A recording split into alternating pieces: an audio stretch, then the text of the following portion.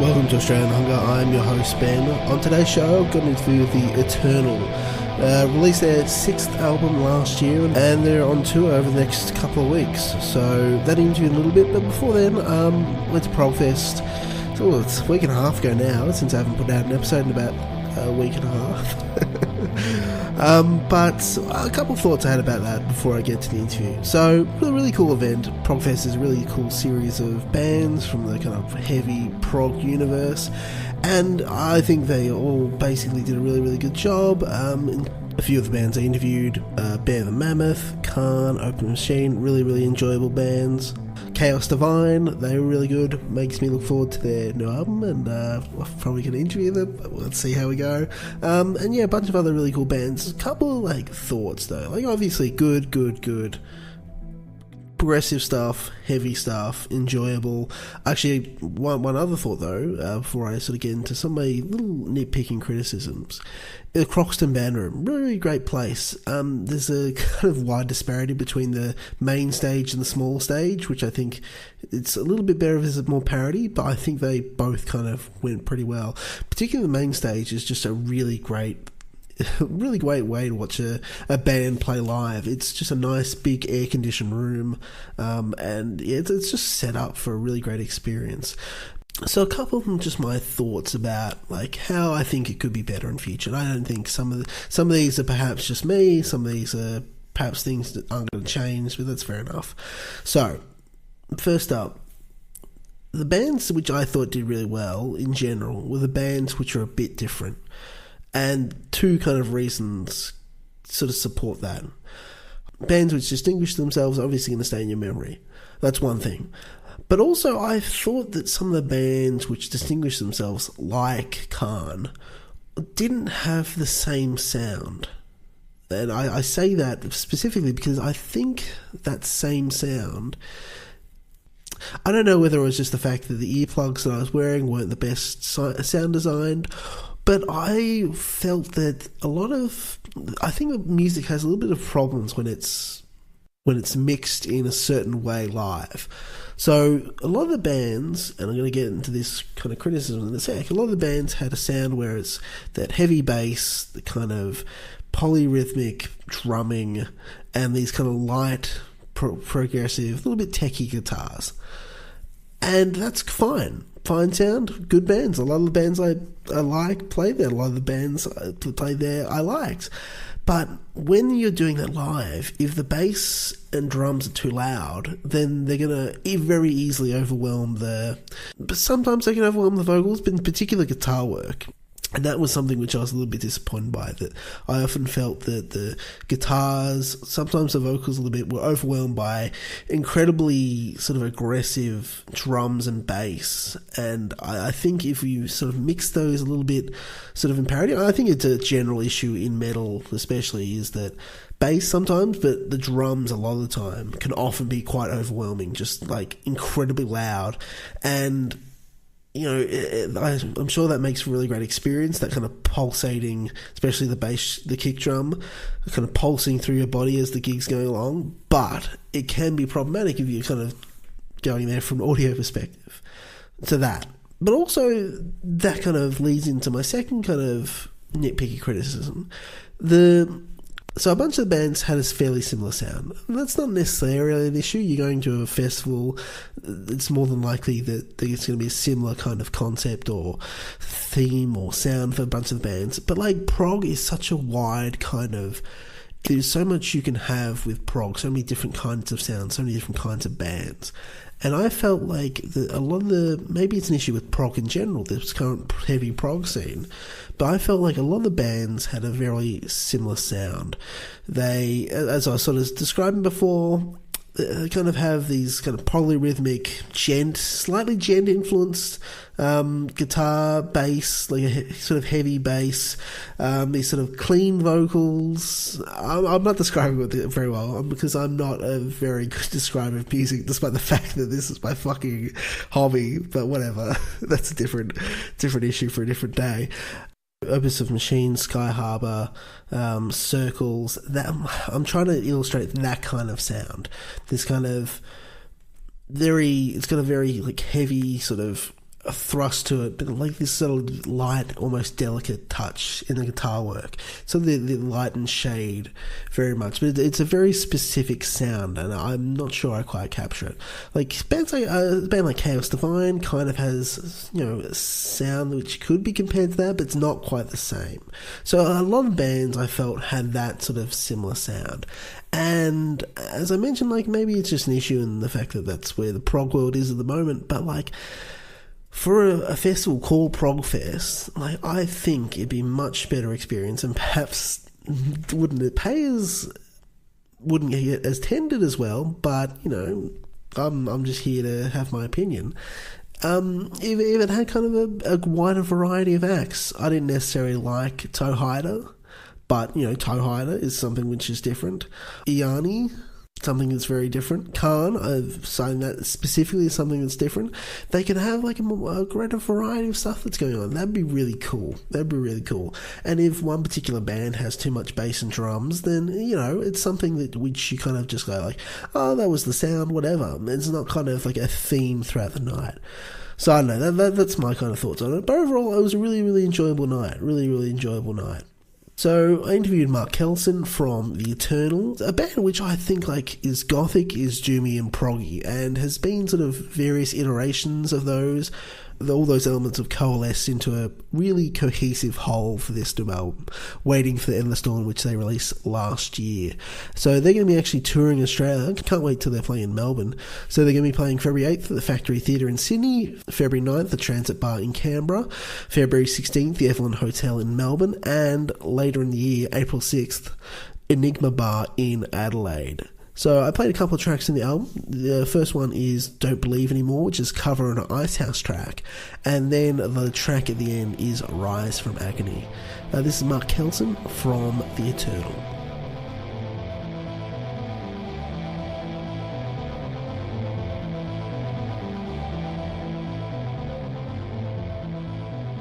Mark Kelson is the guitarist and vocalist for Melbourne band The Eternal, whose latest album, Waiting for the Endless Dawn, was released last year. They'll be touring Australia, playing on February 8th at the Factory Theatre in Sydney, on February 9th at the Transit Bar in Canberra, February 16th at the Evelyn Bar in Melbourne, and April 6th at the Enigma Bar in Adelaide. Mark, thank you so much for chatting to me. No problem, my pleasure.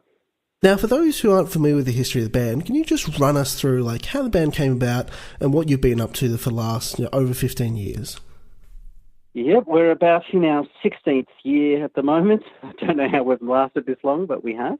The band formed in, I believe, the end of 2002, sort of around that area, was the initial conception. I used to be in a doom band in Melbourne called Crystal Darkness for about seven years. We did about 3 or 4 albums. The band dissolved. I formed The Eternal, and things kind of started to really pick up from there. We've released, I guess, 6 albums now, and we've managed to tour Europe several times, America, Canada, Mexico, Japan. We've sort of done the rounds over the years. And we've done a lot of sort of support slots for some bigger acts like Paradise Lost and Catatonia, Amorphous, Anathema, to name a few. So we've sort of had a lot of really cool stuff happen over the years the band's been together, I think. So various lineup changes, but I've been sort of a solid through all of that, being the main songwriter and singer and all that business. this kind of music, there's sort of been, I don't know, it sort of varied over the course of the band, but like I think there's a core to it that's sort of stayed the same. What is it sort of captured your attention about the kind of music you play? It's an interesting thing. I think for me, it probably started for me when I was about 18, which was a long time ago now. Where I first got into the Melbourne scene. I was able to sort of finally join a band, and I joined a grindcore band. I wasn't into grindcore, but I just wanted to be in a band, and I was young, and it was hard to sort of get into one. But this introduced me from sort of the sort of standard metal I was listening to more kind of extreme avenues, I guess. And in that sort of pool of extreme bands, I came across, I guess around that time, Might Own Bride had released As the Flower Withers and Turn Loose the Swans, and Paradise Lost had probably brought out Shades of God, and Icon, and Anathema had done Serenades, and there was just this whole other thing happening, and it just sort of captivated me because it was extreme, but in a different way. And I was really drawn to the melodic aspect of that because I was a very melodic guitar player. So for me, just sort of, it just hit my heart a lot more. I was just able to emote with it more, able to connect with what it was all about. And that was kind of it for me. I mean, I was always sort of dark, melancholic kind of music ever since then. And no matter what band I've kind of been in, it's always had a bit of that edge to it and just appealed to me. And, getting to meet some of those guys and work with some of those guys really just solidified my involvement in that style of music. So I think even though, as you mentioned, the Eternal has kind of experimented with different things over the years, from being quite doom metal to almost like, rock and whatever else. I think the underlining thing was the melodic structure and the kind of melancholy maybe in the lyrical content and things like that. I think there's a sort of exploration, but a consistency, even from earlier albums I did with Crystal Darkness, I would say. I think that sort of plugs quite nicely into the album. When do you start working on this one? Oh, geez, about, I guess it's more than 3 years ago now. Our last album was 2013, When the Circle of Light Begins to Fade, and I was kind of a bit unsure what to do with the band after that point. I was a little bit like, I don't know, we'd done so many different things, and it just kind of hit a bit of a wall with it. But we'd done a live album around that time. We recorded it in 2013, but I released it in about 2015, I think. But we played a really diverse set from the whole sort of back catalogue, and it kind of got me re-exploring some of the older stuff we did. And I kind of, instead of just looking forward, I spent a little bit of time looking back and sort of absorbing some of my work and my songwriting. And I kind of decided, you know what, like with this new album, don't worry about song length. Don't worry about anything. Just create something. Just create something without any outside influence. Just a dark, heavy piece of music. Don't start the process with any influence. And that's kind of what I did. So it was a very internal thing. So I guess this album turned up being quite long with not many songs and not really any aspirations of commercial success or anything like that. So it kind of revisits elements of what we did early on, but then there's some more progressive elements and things that kind of lean towards the future as well, I think. That was the really interesting thing, listening through all your albums in preparation for this kind of, I don't know, it sort of like felt very consistent with the work you'd previously been doing, but then kind of, harkened back a little bit, particularly in terms of some of the sort of, I don't know, heaviness, and as well as some of the, particularly the song length. Yeah, there's definitely, I feel like there's a bit of a nod to my old band, Crystal Darkness, back from the early days of my career. There's definitely a bit of a nod to that. I don't think it was a conscious thing, but when I'm playing some of the songs, I can feel that. The Wound. Yeah, I think it's about 20 minutes. Let's dive a little bit into that track, because it's interesting in the fact that it's 20 minutes. That's not many bands get songs that long ever.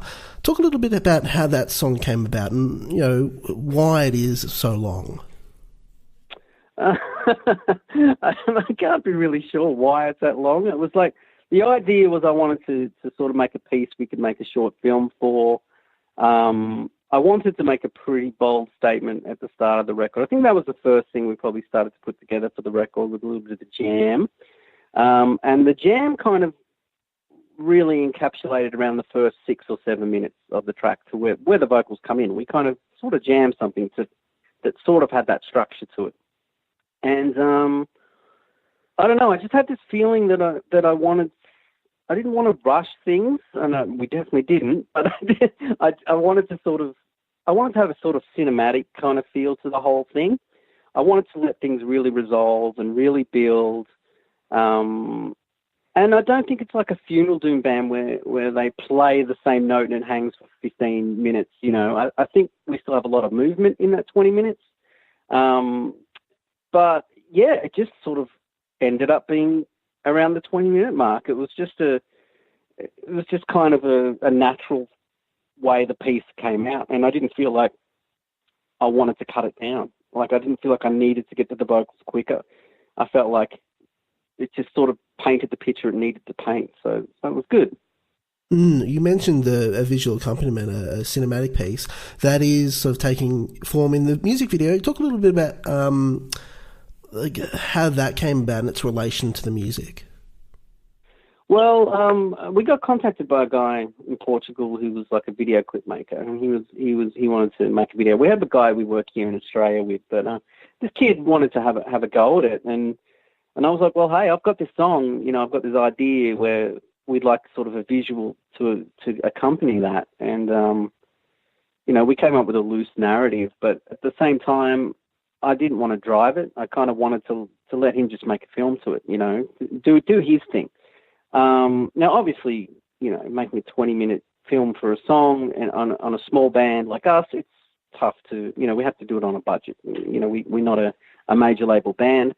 So the whole thing was put together on a budget. And look, I think he did a great job. I think he did a great job of it.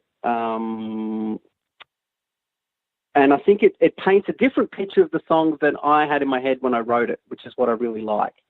So if you get a chance, jump on YouTube, The Eternal, The Wound, check it out.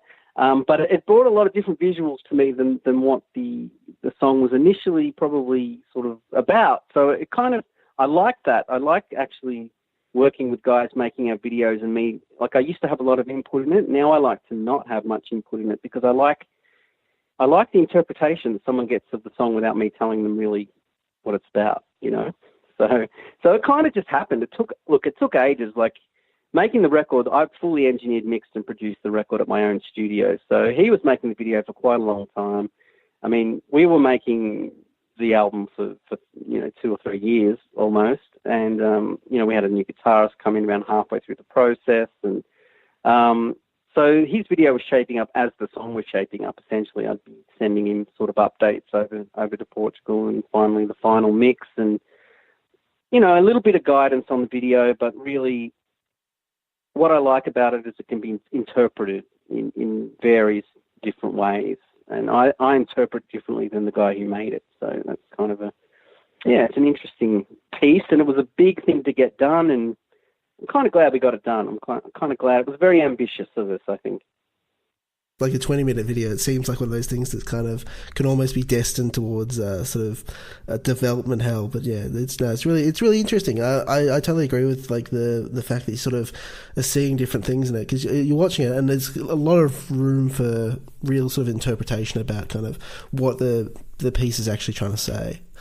Yeah, and that was interesting because, you know, there's also a bit of a language barrier, being that it was done in Portugal, and our interpretation of certain things was different, and there was only sort of email contact, and it was, you know, at times it was a little bit tough to kind of get across everything we felt and he felt, but we kind of got there with it. And look, you know, I'm just happy that this idea I will have this one cinematic song with a film, kind of on a really low budget. And, you know, I mean, to be honest, before the band started the record, we were not sure whether we were continuing or what we were doing. So to come out of it, sort of this end of things where we're at now, is quite miraculous and good, I think. Talking a little bit more generally now, like have the band go about writing the music to the album sort of more generally? Well, generally, I've been the songwriter up until this point. I can tell you moving forward that's kind of starting to change. But up to this point, I've been the primary songwriter, 97% of the material, I would say. I've always had a studio background. I'm a sound engineer, and so I would pretty much bring in complete demos of material. So a lot of the material is written alone, for the most part.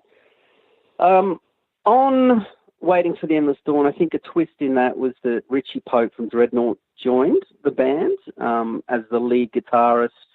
Now, I am the lead guitarist also, but he's kind of a different caliber of lead guitarist than I am, I would say, if anyone knows Dreadnought. Different style and, very fluent in his playing.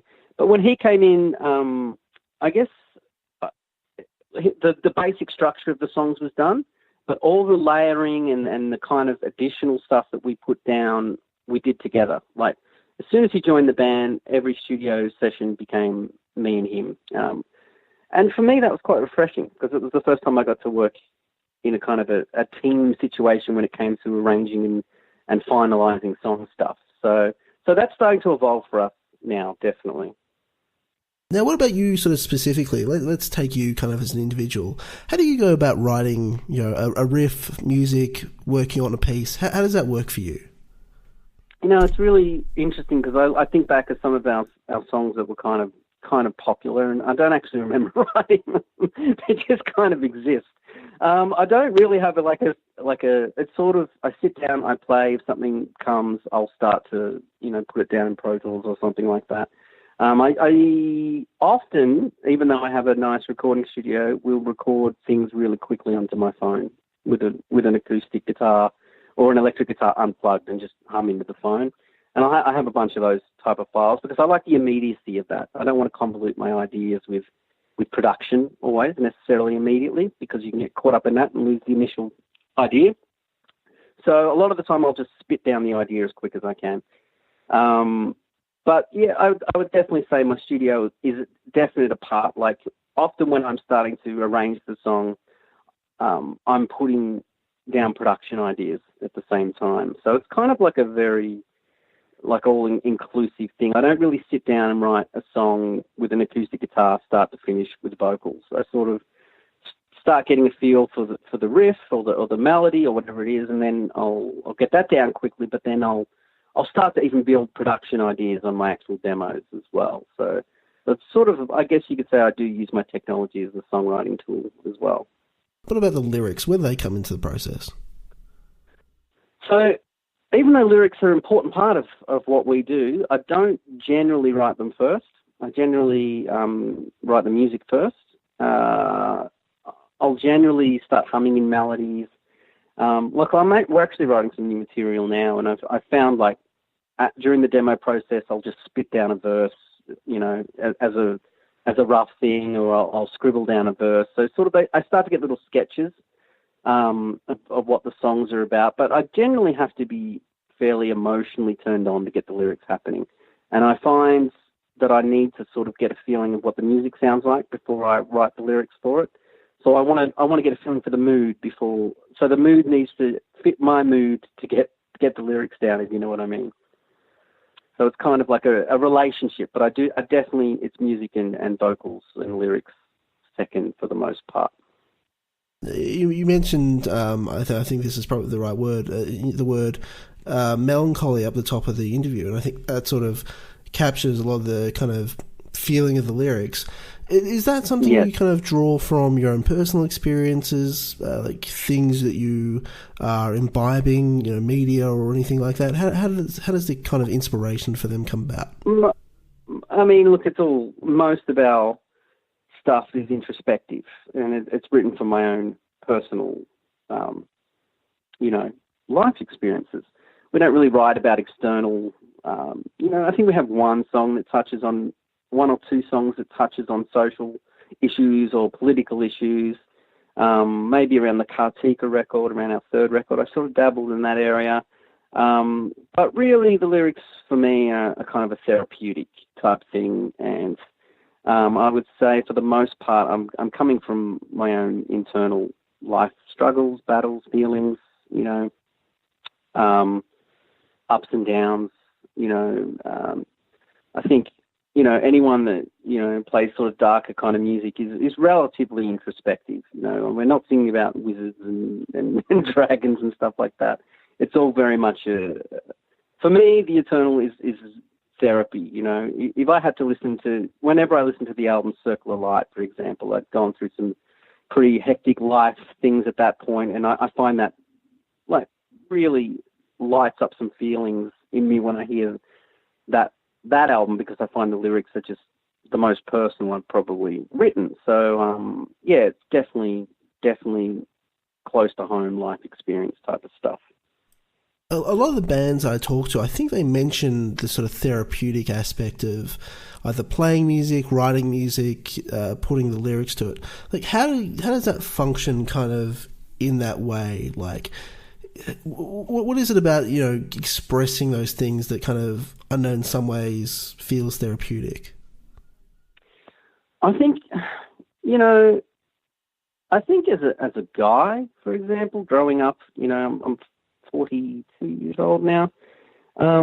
We've not always been brought up to maybe particularly verbalize how we feel about things, particularly with each other, if I'm to be honest. A bunch of guys in the room from my generation, it's not necessarily a way we express ourselves. And I find lyrics were a really good way for me to verbally put out the things and the feelings out into the universe or out to the listener and share something very personal.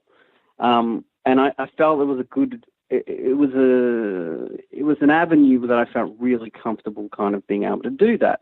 And as life's progressed, I've gotten better at doing it in my normal life. But as a young man, lyrics were really my way to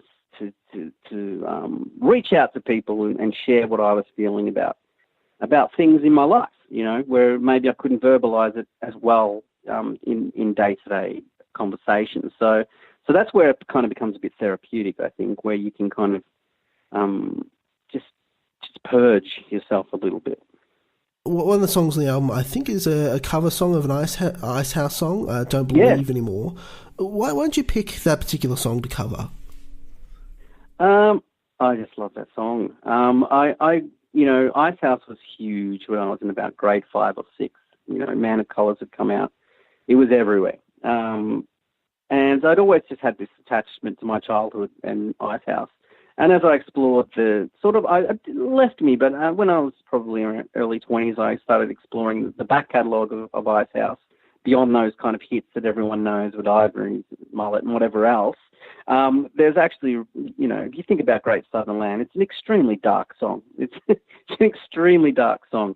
The lyrical content's even really quite dark. So I started exploring some of his back catalogue, and, it was a bit new romantic, a bit gothic. There was a lot of great production for the time, and Don't Believe Anymore just stuck with me. Like, whenever I was on a bit of a late night melancholic, YouTube binge, that song would always end up being played, and I was always like, this is a fantastic song, and it fits, and I sung it, and I was like, I can sing this kind of like this as well. So it's just kind of like, I think I'd really like to pay tribute to something Australian that maybe people wouldn't expect us to as well, because with the Eternal, I've always wanted to be, I've not been afraid to do things that aren't necessarily metal, so, I've explored whatever I felt. And with this, I thought we can kind of do an interpretation of this that I think people would even think it was one of our songs, and that turns out to be the case.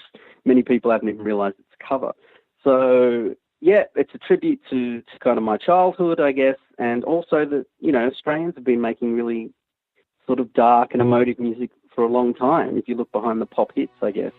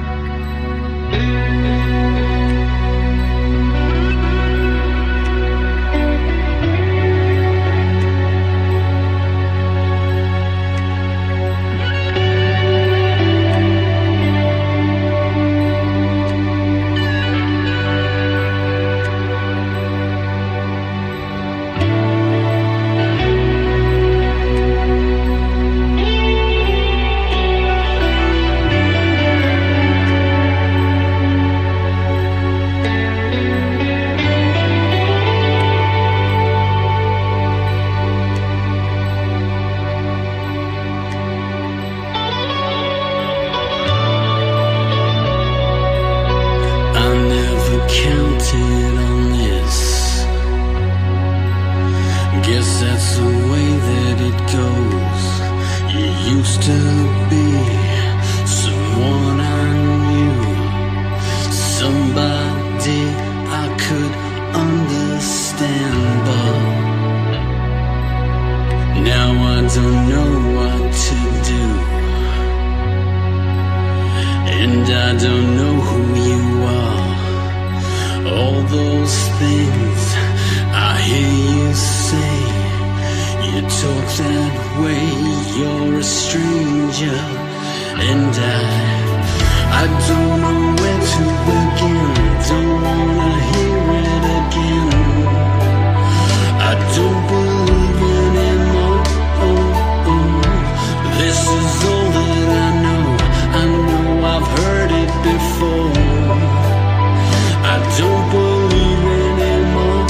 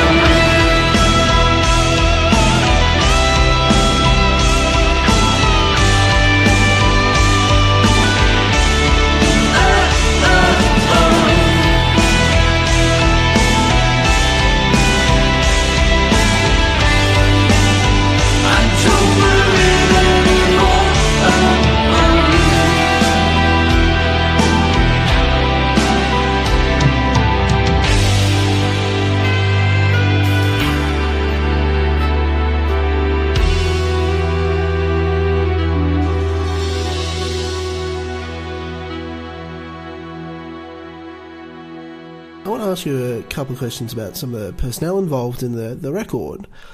I'm incredibly bad at pronouncing anything that's slightly not plain English, but guy from Swallow the Sun is Miko. Miko, yeah. Miko, yes, Miko, the singer from Swallow the Sun. From Swallow the Sun. I understand you guys have a kind of go back a little bit.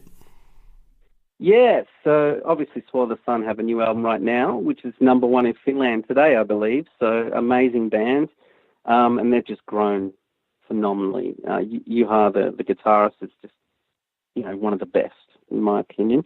But yeah, we started on the same record label at the same time, roughly around 2003. We both signed to Firebox Records, and they had their album The Morning Never Came, I believe it's called, and we had The Somber Light of Isolation.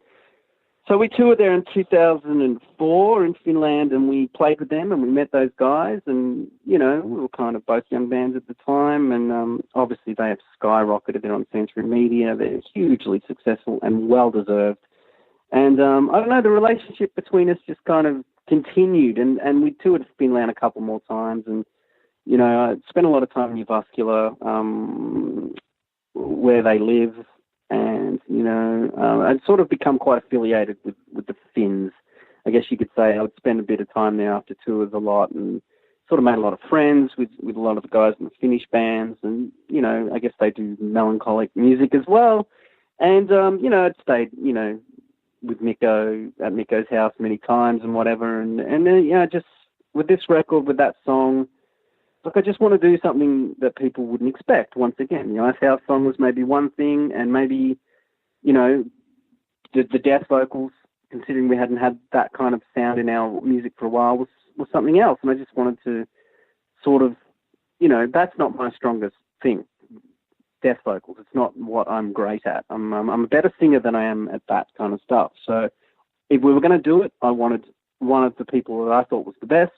So I asked Miko, and he said, great. So I continued to write the song with him in mind, with the project. So I wrote the lyrics for him to sing, not for me to sing. I sing a little bit in the chorus, but I wrote it mostly with him in mind. So I sent it over to him, and he graciously did it and sent it back, and there we have it in the Lilac Dusk. It's very cool. I'm very proud of that song, and it was great to make something with Miko as well. So continuing on the line of other vocalists on the album, Emily Sayan? Yes, Emily Sayan. So Emily Sayan, she's from Russia. Like, I'm always fascinated by the kind of international connections that people have. How did she get involved in the Eternal? Because I think she's sung on the past couple of records. Well, she actually, she lives here. She lives here now. Does she? Okay, that would make sense. She didn't at the time. Actually, she's my current singing teacher at the moment. I've just started some singing lessons with her to brush up. But yeah, she's living here in Melbourne, but that's only been for the last 5 or 6 years. I actually met her through Duncan Patterson, who used to be in Anathema. He had a project called Ion back some years ago, before we did Kartika, probably 2007 or something. She sang on it, and she was living in Russia. I sang on it, and we sort of became friends. We did some stuff back and forth. Then she did Kartika when she was over in Russia. And the last 2 albums, she did the backing vocals here.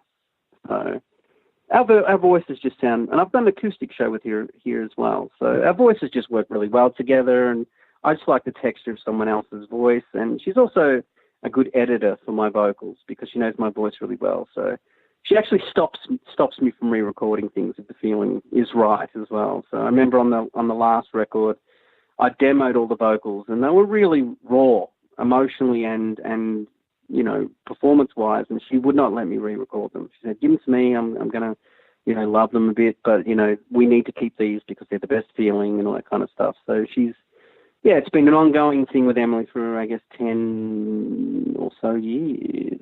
Jeez, time flies. A bit more than that now maybe 12 or 13. Sort of speaking about, editing, recording, all that sort of stuff. Talk a little bit about the production aspects of the album. The fact that you was sort of taking the helm on this one to an even greater extent than you hadn't on the previous ones. Well, On the first record, it was just done at a studio at the time called St. Andrews. And looking back, I'm not really happy with that production. I was, the guy wasn't that into it. And, it is what it is. It's a first album. We got it done. We got it out. And it's well received. The second album was kind of, I wasn't a sound engineer yet by this point, by the way. But the second album, we worked with a guy named Endell Rivers, who's done Black Majesty and Vanishing Point and a whole bunch of other bands. And that's when my eyes, my interest in production really sprung up, because he was such an amazing musician, such an amazing producer, and the sonic difference between Sleep of Reason and Somber Light are just amazing. So on the third album, I had a crack at sort of tracking a lot of things myself, and we had another guy. But in the end, we still weren't quite there. So Endell had moved back to Estonia, so we went over and he mixed that album for us.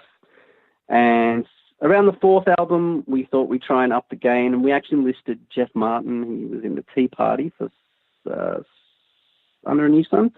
And that was, it was a difficult experience. And that's probably around the time I actually went and studied and became a sound engineer. I was doing a lot of work in the studio. The album, didn't come out exactly how I'd intended. And although it's a good rock album, I don't really consider it The Eternal album. So at that point, I'd made a firm commitment, after losing a lot of money on that record, that I was going to take over the production myself. So I did When the Circle of Light Begins to Fade, the album before the new one, was the first one I did. So that was it was a good learning experience. I'd done a couple of full-length albums at this point, but that was sort of the first one I'd done for us. And it's always hard doing your own records, to let them go and whatever else. With Waiting for the Endless Dawn, I really have quite a good studio now. Like, I've invested a lot of time and money, and I've made a lot of albums for people since then. And so the production and the songwriting process are almost intertwined for me, because I do write with production in mind. So with Waiting for the Endless Dawn, it was all done in my studio. Obviously, we were in a situation before we started that record where the band didn't really have any money. We hadn't done anything for a couple of years. We didn't have a record deal. Things were sort of up in the air. So really, we had to make an album on a zero budget. So, and that's what we did. We worked very tirelessly and meticulously on doing the whole thing in my studio, and it's very relaxed that way. I almost like not having an external producer in, because I do hear the complete sort of thing in my head, and I can sort of, for the most part, achieve that. I would say the record is co-produced by Richie Pote, who's the guitarist now. He has a very strong vision. And I have to say, I don't think the new album would have finished if he didn't join the band, because, once again, a little bit of external influence where someone says, hey, no, Mark, that's it. Let's move on, That's really helpful when self-producing, I think. That was a very long-winded answer to your question. No. I'm glad you mentioned Under a New Sun, because I read it in an interview. You talked a little bit about the fact that it kind of didn't sound like The Eternal to you. Sort of. It sounds a bit like the Tea Party. But what my kind of question is to that is, like, what goes into making an album that sounds like The Eternal? I think if you listen to the new album, this is definitely key elements of what The Eternal is. It's very melodic. It's very dark. I have a certain way in which I approach my vocals, the melodies. When we worked with the external producer on Under a New Sun, look, quickly I'd like to say what I think a good producer does is not impart their own sound necessarily on the artist unless that's requested. I think a good producer, looks at what the band's about and then brings the best elements of what that band is about. We were at an interesting point when we did that record where we were kind of, we'd just done a big tour. We'd met with some bigger labels. We were kind of a lot of people talking in our ears, and we tried this different thing. We tried a bit of a different formula to what we did. And the producer we worked with, Jeff, really sort of, his thing was more imparting his own sound on the projects that he did. I think if you listen to a lot of things he produces, that's the thing. That's what he does. So immediately, if you look at, I would look at almost waiting. Sorry, I've got so many freaking long song titles and album titles. When the Circle of Light Begins to Fade is almost like the continuation of Kartika in many ways, because it has those sonic characteristics. It has the structure, the melodic elements, my kind of vocal phrasing. I think every singer has a sort of signature thing, and you know, yeah, in many ways, working with Jeff, he challenged my vocals and vocal melodies, but I also think he imparted a bit too much of his own sonic characteristic, and I think that pushed us too far away from what we were, which is why the album kind of backfired and left us in a very difficult situation of working out how to continue after that. Because, you know, you kind of shit on your original fan base in many ways, but, you know, I don't think we would be back where we are now without sort of going down that pathway. So I'll stand by at this point. Where did the title come from for the album? With the album titles, I don't know. They just kind of come. I don't really think about them. I just wake up and there it is. But Waiting for the Endless Dawn, it's based on the little piece at the end, which is actually a Martin Powell based composition. He's the keyboard player. And what I liked about that piece was it kind of had this, I liked the idea of this 70 minutes of kind of melancholy and then this kind of uplifting piece at the end. And if you look at the cover, there's that girl sort of looking into the you know, horizon in this sort of snowy kind of dark setting. I like the idea of hope. You know, I write from a melancholic place, but I'm not suicidal. You know what I mean? I like there to be hope, and I like Waiting for the Endless Dawn is kind of waiting for that more positive, waiting for something good to happen, like knowing that there still is a little light at the end of the tunnel. I think being introspective and going through the melancholy aspects of the lyrics and everything. Another way we write melodies is like, even if you look at like Rise from Agony, for example, it's quite a dark song, but the riff kind of goes down, but the melody kind of lifts up, and that's sort of another signature of what we do. And yeah, so I feel like Waiting for the Endless Dawn is like has a little bit more hope than, say, a title like When the Circle of Light Begins to Fade. You know, that's kind of a bit more of a down title. So for me, I wanted to leave a little bit of ethereal kind of hope at the end of the record, I guess.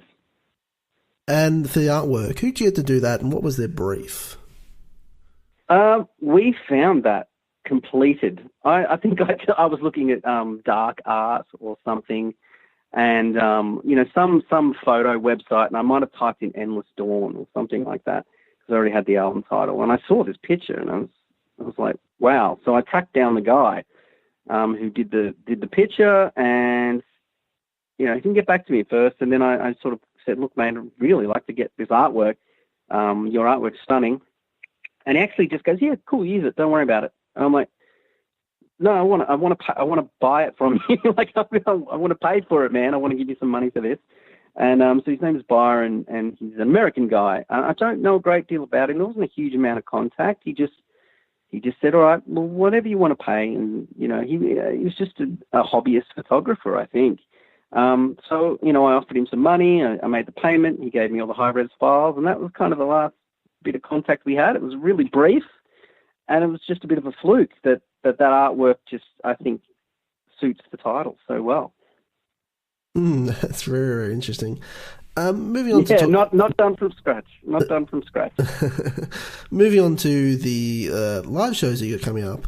What are these shows going to look like? Because obviously the problem that confronts you, or confronts many sort of bands who have released a few albums, if you've got a rich discography plus a very good no album. So, like, what are these shows going to look like? It is hard for the Eternal to start putting a show together 6 albums in.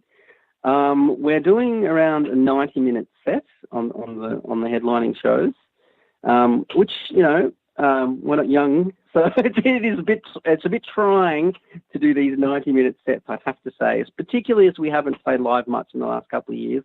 So we're really sort of working our way back into this. But we'll be trying to cover a fair bit of the discography. I can confirm we are playing The Wound, the 20-minute song. We'll be playing that in its complete form. We'll be playing around 3 other songs off the new album. We'll be delving back to the first 3 albums quite a bit as well. So as far as we do not touch Under a New Sun, actually, on this tour. This will probably be the first time we have not playing anything off that record.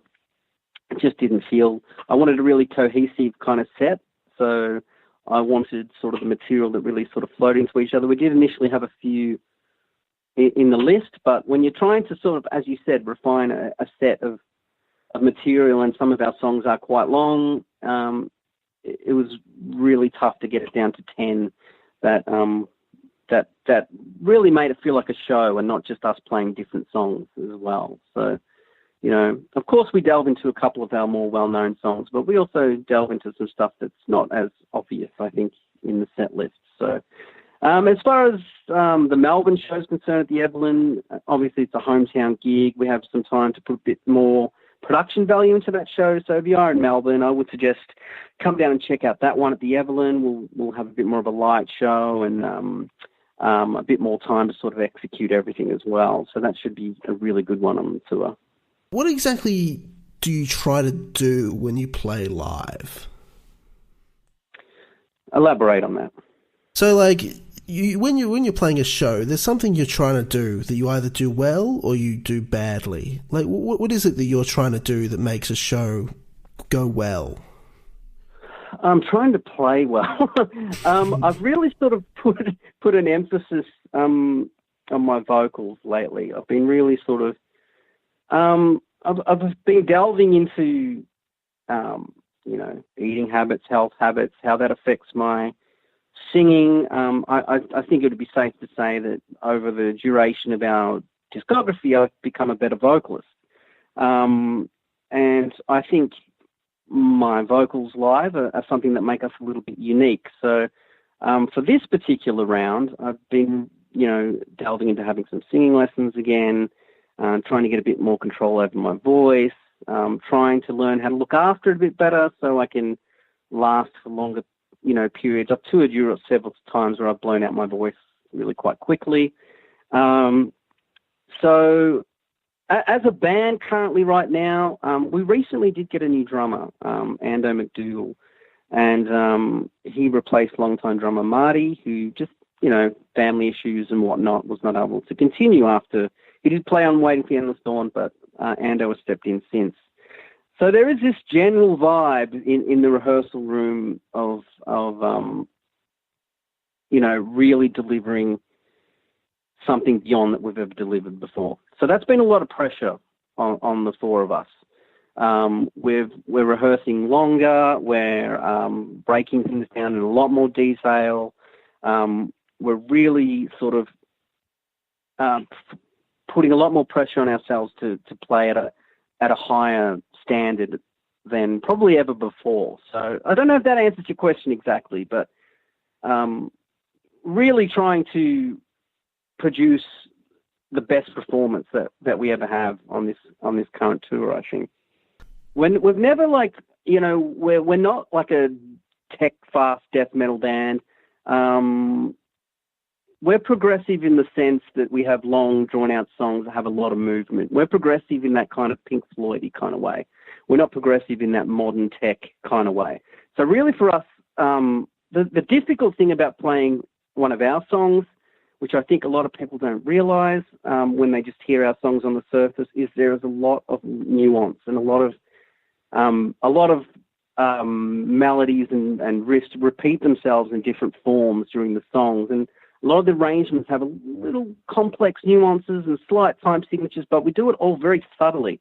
But, like, for example, rehearsing the Wound is a mammoth effort if you get 18 minutes in and make a mistake. So yeah, look, we're just very much on refining the details and just making sure we can sort of hopefully mesmerise the audience with some cool music. A couple last personal questions about you. Yeah. When did you start playing guitar, and why'd you stick with it? Oh, man, I think I started playing when I was about 13. My mother remarried a guy from a Melbourne sort of thrash metal band in the 80s, a band called Renegade, actually. Some of the old folk who listen, if they're listening, will probably know that band. And so up until then, I wasn't really into music. I think I wanted to be an architect or something like that. But he sort of came in with a bullet belt and a black Strat, and they had an album out, and I was like, what the hell is this? I've got to do this. So that pretty much changed the path of what I was all about. And from that point on, I just sort of started picking up his guitar and learning. But I was always more interested in songwriting than being a virtuoso guitar player or anything like that. I was always interested, pretty much from that point on, I was borrowing the school's 4-track and trying to make little demos with the Casio keyboard drums and, trying to build songs. Songs was always my focus. I'm far more, if someone says I'm a great guitar player, that's nice. But if someone says I'm a good songwriter, that means a lot more to me. That's always been my focus. So I guess guitar's been a tool for me to write music. It's just the instrument I'm best at. I'm by no means a virtuosic guitar player, but it's been a great medium for me to be able to get my ideas out, and that's kind of why I've stuck it. But I'm definitely not a guy that sits there and plays scales for 19 hours or anything. That's that's what pretty much Richie's doing behind me while I'm putting the arrangements up in Pro Tools. So guitar's just been my thing, and of course along the way I've done a bit of drums and bass and keyboards, and I've played keyboards on people's records before and occasionally drums and other things. But yeah, I guess, I don't know. I have to say I like guitars. I own about 20 plus of them, so they do have a soft spot with me. When did you start singing? Singing was just an accident. It really was an accident. I joined this Crystal Darkness band, and then I was the guitar player. And then I started sort of just doing, we had death vocals, and we wanted this sort of Might Own Bride doomy type spoken thing. And then I started doing that. And then the singer left, and I couldn't growl, and I still can't really growl very well. And so I started doing this kind of moany, deep, whingy thing, which people actually, in retrospect, think I was growling, which I wasn't. And so I started doing that, and, although it was all nice, it was very adolescent and kind of angsty. And being a melodic guitar player, I think that just started translating to my voice. I just started trying to add melody to things. So when that band kind of dissolved and the Eternal forms, I guess you'll hear the first song on the first album, which is A Cruel Misfortune, is very melodic, Paradise Lost type vocals, because I found Paradise Lost was an easy thing for me to sort of practice vocal melodies to. Nick Holmes' vocal melodies are very structured and not too complicated and very catchy. So for me, I was driving my car around, when I was in my early 20s, just sort of, singing to that and Anathema and just trying to get some melody into my voice. And by that point, I guess I started to like it. It wasn't just because I had to do it anymore. And then with the second album, the producer, Endel, really pushed me. We weren't allowed to use any auto-tune or anything like that. I had to sing everything 3 weeks in there with a piano and us making sure we got everything sort of pitched right. And then, I don't know, people started to like my voice. So I just kind of embraced it and just sort of kept doing it. And each year, I think my voice has just gotten a little bit better, but I'm by no means, I feel like my destiny was to stand in front of the mirror and be a singer or anything like that. It just became out of the necessity that no one else would do it. Last question. What have you been listening to, reading, or watching lately? Oh, wow. What have I been listening to? Well, I've been listening to I listen to a lot of post-rock type stuff. I like really sort of drawn out, instrumental stuff like the new Hammock record and Russian Circles and stuff like that. Mono, the new album out just a couple of weeks ago. That's probably a lot of what I have on when I'm a teacher as well. So when I'm sort of working on class structures and whatever else, I'm listening to a lot of that stuff because it sort of just calms me down. And that's normally what I've got on when I'm cooking or doing stuff. It's just instrumental sort of post-rock stuff. But, I've been listening to the new the Sun record as well. I'm still quite into Amorphous. That's usually a regular thing on my playlist. And some of the older stuff like Van Halen and Danzig and whatever else, that's still there for me. But, if I need to work and sort of just need some background stuff, it's a lot of sort of post-rock stuff for me, I think, at the moment. As far as watching, I'm documentaries guy. So, I never really watch movies or TV shows. I'm all just consuming documentaries on everything. And I'm very involved in audio production as well. So I'm always watching a lot of technical stuff on audio production. Reading course structures. That's about it at the moment as university is about to start, and I'm about to start teaching kids again. So, yeah.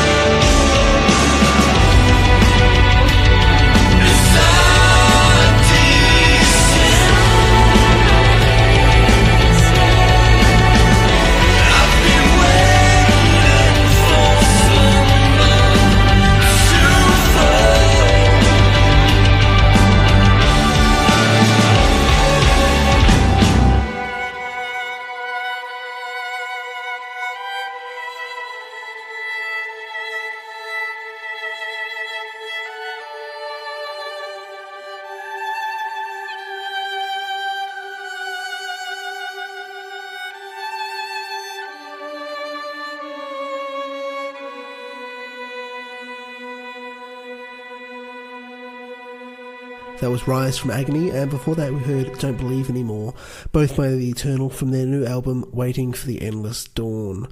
I'm not sure when the next episode is going to come, to be honest, because I seem to have hit a little bit of bad luck in terms of booking guests. So I've got 4 bands who I'm currently waiting for them to figure out when they actually want to be interviewed.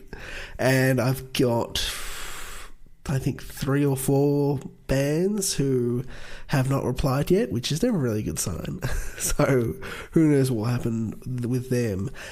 And then I'm not sure who else I want to interview, to be honest, because, it's mainly Australia focused. If I don't have metal bands who want to be interviewed, then I don't know, maybe I might try to branch out and see who else I can find who kind of fits my aesthetic preferences. But until then, I'm not going away. I'm just trying to find someone who wants to be interviewed.